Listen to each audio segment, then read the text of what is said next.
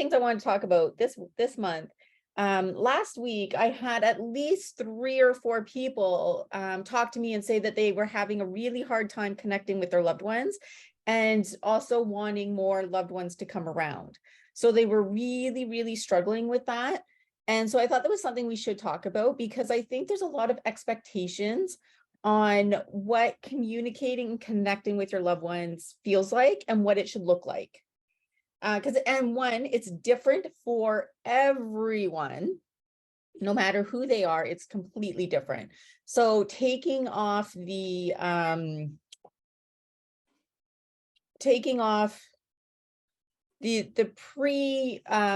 preconceived ideas of what it should look like, what it should feel like, what it should be is super, super important. Because what's happening is I think people are expecting things to happen like they see on TV, or they expect to see their loved ones sitting there right in front of them. And 99% of the time, that's not going to happen. I'm not going to say it's impossible and it won't happen, but most of the time, your loved ones are not going to come and sit in the room with you. Now, that doesn't mean that they're not there, but you're not going to see them like a person. Now, for myself, I do see them like people. And so a lot of times, and I talk about this in my other group, is that when you think you see someone, and it's the hardest thing to do, don't look directly in that direction, because when you do, they're going to disappear. But if you can continue to stare forward, you will see them out of the corner of your eye and they won't disappear. And that's a huge thing. But it's really, really hard to do, right? Because your instincts are like, oh my God, there's my mom. And you want to look, but they're not there, right? So try really hard not to look. When you think they're there or when you see them out of your corner eye, try really, really hard not to look. And then the other thing too is that a lot of times you think you're going to hear their voice, right? Like we're talking now. So it's going to be very loud, very audible. Most of the time you might hear 1 or 2 words. You might even get a full sentence out of them, but a lot of the times the communication is going to happen in here. So it's like the thoughts, it's in their voice, but it is in your head. So that is something that I know a lot of people struggle with. And a lot of people think, well, then that's just my imagination. And I promise you it's not. And like I said, you'll hear it in their voice, right? You're going to hear your name being called. Like I said, you might hear random words. You might even get a full sentence. But a lot of the communication is going to happen in here, and it's going to happen in here. It's going to be through feelings. Now, with what I do, a lot of spirits will communicate with me through thoughts, feelings, images. So you might get images from them. So you could be driving in the car and then get an image of your grandmother sitting next to you, or a thought of your grandma's kitchen. And you're like, well, that's weird, right? But that's because she's like, I'm right here. I'm sitting in the car with you. So you might not see her, but you'll get an image of her, and it's just flash, like it's super fast. It's not something that like sticks around. And most people can do this. Like if I tell you a red ball, you can picture a red ball in your head. And if you can do that, you can 100% start seeing your loved ones. But like I said, it'll mostly be in here. But when those thoughts come in, that's them. So don't dismiss them as it's what you want. I know that there are a couple of ladies in here that do that. Where they're like, well, that's what I want. That's who I want it to be. But if you're getting the image, if you're hearing their name, that's who it is. The other thing that comes up, like the one lady that was in the Instagram live yesterday, she was really wanting her sister to come around a whole lot more. And she was getting really frustrated because she wanted that communication. She wasn't coming around and she just wasn't feeling her. And it was funny because through someone else, they sent a message to her today, letting her know that she was there. And they reached out and let me know that, but it was like, she's just not seeing it.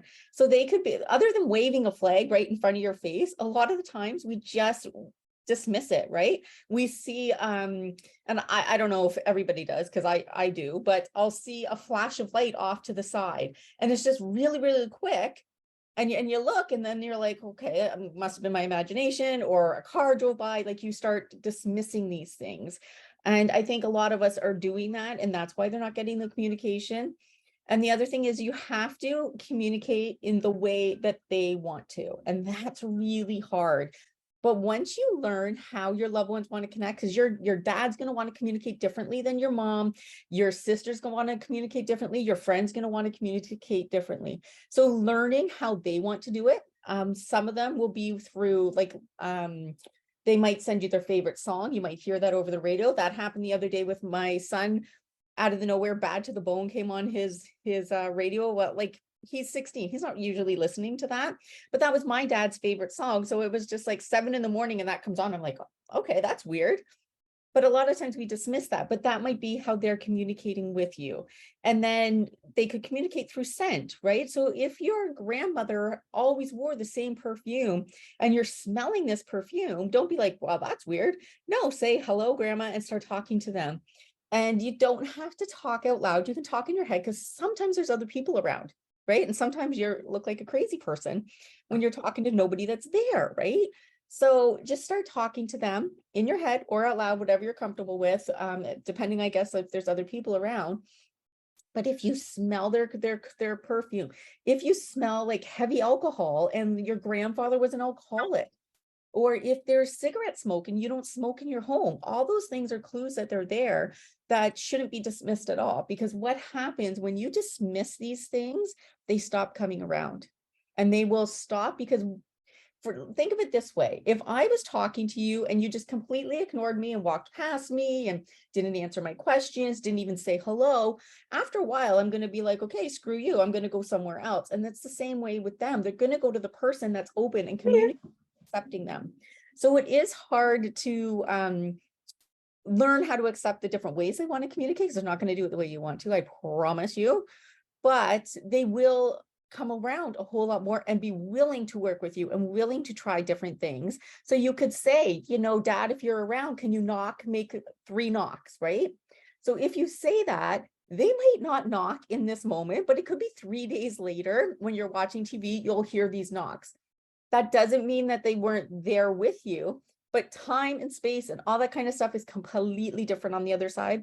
So I always tell people, if you have something really important that you really want to see them, and it sounds ridiculous, make an appointment. So you're going to want to say, Mom, I want to see you on Monday, May 30th at 7 p.m. Please come and sit with me, because that gives them a time and a space. They know when you want them specifically. And it sounds silly, but put it there and please show up. Don't be like, oh, well, that's not important. They're not really here anyway, so it's not important. You wouldn't not show up for them in life, so don't not show up for them when you make an appointment. The other thing that your loved ones are going to do is they're going to touch you. So it can be, you know, that feeling where there's like a spider going through your hair, that tug, or one side of your body, you get that chill and it just really goes down your spine. You know, that one that goes right down. That's a lot of times somebody visiting you, and you don't have to know exactly who it is in the moment. Usually it's the first person that pops into your head, but you can just say, thank you. Thank you for coming. I know you're here and I appreciate it. That will encourage them to continue to come back. If you like being touched so that you know, okay, specific, they are here, then tell them that. Say, every time you come, touch me. Let me know you're here. And sometimes it could be almost like an electric shock. It could be a tingle. It could just be on one little part of your hand where like your pinky finger gets touched, something like that. But if you ask them to do a specific thing, they will do it. The other thing is and I talked about this, I think I talked about this last time, but it's really important to remember, if you are looking for help, go to your spirit guide. And it sounds crazy. Your spirit guide has so much more power than your loved ones to help you, because they have full access to your life chart. They know what you can have, what you can't have, all that kind of stuff. If you're looking for emotional support, connection, that heart feeling, that's when I want you to go to your loved ones. That's when I want you to laugh and connect with them, because they can give that to you just like they did in life. They can give you the emotional stuff. Your spirit guide can get you the physical stuff. So really, really important that you pick and choose who you're talking to. You know what I mean? A lot of the times with my friend, I will just start talking a lot. I do it in the car a lot because it's just easier when you're driving by yourself to talk to them, because your mind's already preoccupied. So you're not just sitting there, because sometimes, and this is what I was talking with the one client, is that she sits. And if you know me, if you've been around for a while, you know, I'm really straight to the point, right? I'm not into all the woo-woo stuff. I'm not into all the all the crazy stuff, to be honest, right? So you don't have to light the candles and sit quietly and quiet your mind and meditate or do any of that stuff. Just say, hey, I'm talking to whoever, right? Use the name you would have called them in life. So you're not going to call your dad by his first name, because that would be ridiculous, unless, of course, you did that in life. Call him what you called him in life. He will answer to that. And that brings that connection even closer. The other thing that we were talking about was when you think of your loved ones, it instantly makes that connection. So think of it as a phone call, right? And this goes back to before FaceTime and looking at people. But if you picked up the phone and you called somebody, you would make that instant connection. And they're not in the room with you. They can't see you. They're not really physically there, but you can hear them and you can sense their urgency in their voice and their feelings and all that kind of stuff through the telephone. It's the exact same thing. Sometimes our loved ones can't come. They are busy because, not to be rude, they're not sitting on a cloud waiting for you to call them down. They have a life on the other side. And believe it or not, they had a life before you, before this life. So they have friends and family and they're doing stuff.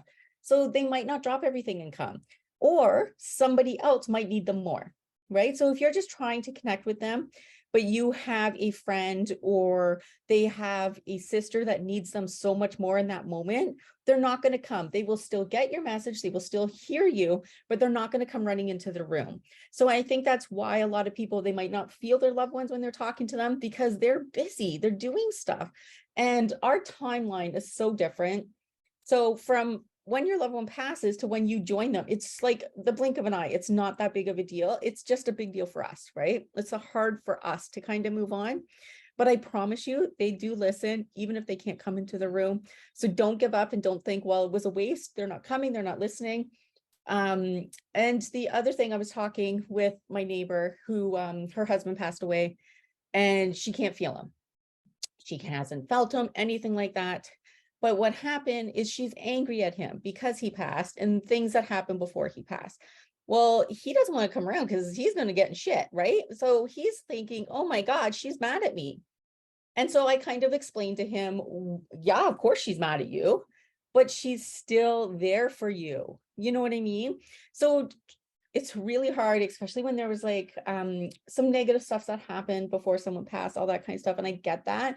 But if you can release the grief, release that anger, release the guilt, because I know a lot of people feel guilty if they're not there for their loved ones when they get called home. But if you can release that, that will open the door for them to come through. Because nobody wants to, and I don't want to be rude, but really nobody wants to hang out with somebody who's sad and angry and negative, right? It's hard and it's heavy, and they don't want to either. So sometimes you might push them away with hanging on to those negative feelings, and you're going to have to work through those and let them know that you love them and you forgive them. You're still angry, but you still forgive them and you still want them around. You know what I mean? Because anger is one of those emotions that pops up and it's really, really hard for us to let go of. But if we can, then it opens that door for the communication for sure. And I made notes. The other thing I wanted to kind of mention a little bit is sometimes when your loved one can't come, they'll send somebody else. So, and this happened to me. This has happened to me a few times where I wanted to talk to my dad, but he'll send like somebody else that I don't even know. And they'll just let me know he's busy, right? But here's the message. So you might be talking to your grandmother and she sends Uncle Joe and you're like, that's not who I want to talk to. Not connected to them. I don't want that. But she's sending the message through him. So you don't want to dismiss anything that pops up, right? Because sometimes you're like, well, that's not who I want to talk to. That's not who I'm looking for. And they'll send somebody else with the message. So never, ever dismiss anything that comes through.